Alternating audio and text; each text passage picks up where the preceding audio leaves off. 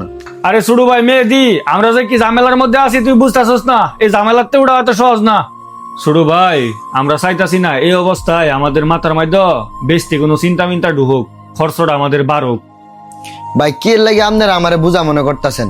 আপনারা ব্যবসা শুরুতে কিন্তু আমি আছিলাম, আপনারা সুখ দুঃখ বিপদ আপদ সব জায়গায় আমি আছিলাম। তো আজকে কি লাগে আপনি আমারে দোকানতে বার করে দিতেছেন?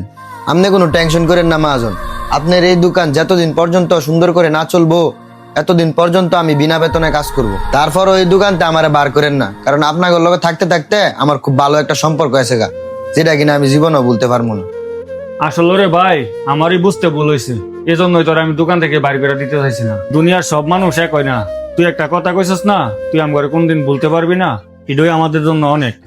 আচ্ছা সমস্যা নাই, আমাদের যত বড় সমস্যা হোক না কেরে, তুই যেহেতু শুরু থেকে আমাদের সাথে ছিলি, শেষ পর্যন্ত আমাদের সাথেই থাকবি।